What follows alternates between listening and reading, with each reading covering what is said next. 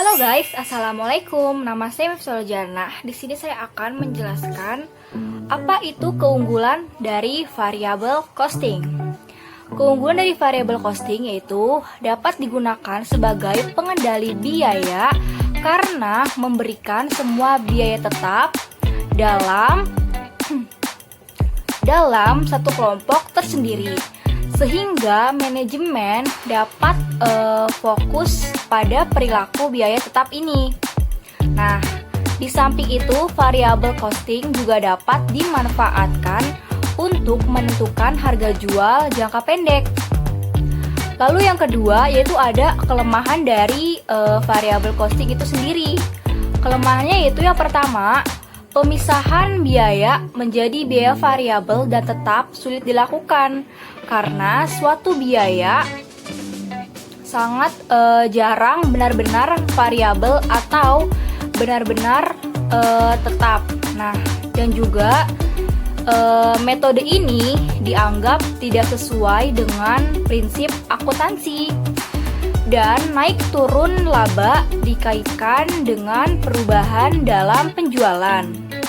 Dan juga karena biaya overhead pabrik dalam persediaan dan harga pokok persediaan tidak diperhitungkan. Oleh karena itu mengakibatkan nilai persediaan lebih rendah.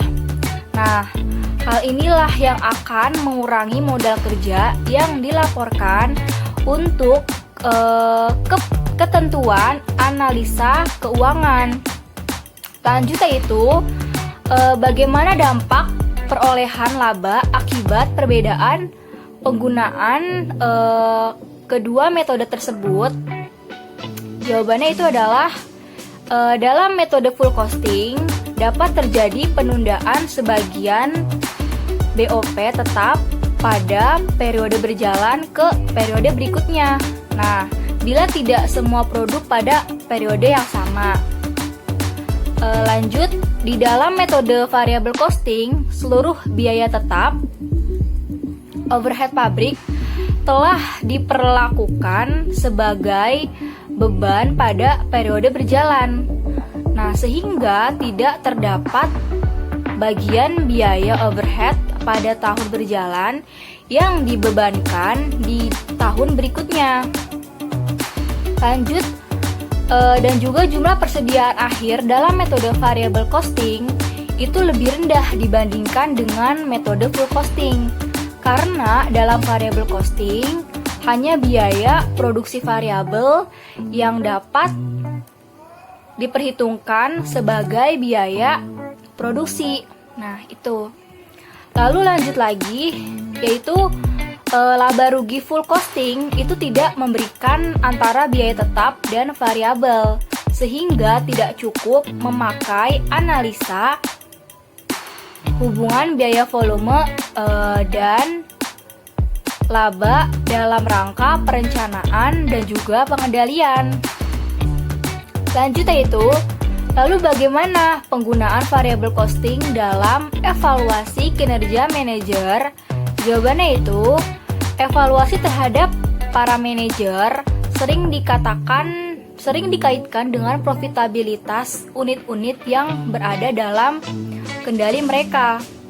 Bagaimana laba berubah dari satu periode ke periode berikutnya, dan bagaimana juga laba aktual dan laba yang sering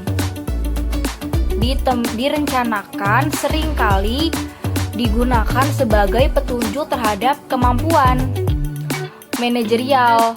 Namun, agar dapat menjadi petunjuk yang bermakna, laba itu sendiri harus mencerminkan nih usaha manajerial tersebut. Misalnya gini, apabila seorang manajer telah bekerja keras dan berhasil meningkatkan penjualan perusahaan, sementara biaya tidak berubah, maka laba harus meningkat melebihi periode sebelumnya. Nah, yang mengisyaratkan keberhasilan hal ini itulah yang menyebabkan variable costing dapat digunakan sebagai salah satu cara untuk mengevaluasi kinerja perusahaan. Semoga penjelasan saya tadi dapat membantu teman-teman semua ya. Semoga teman-teman dapat memahaminya. Terima kasih sudah menonton. Jangan lupa like, subscribe, dan komen. Terima kasih. Bye-bye.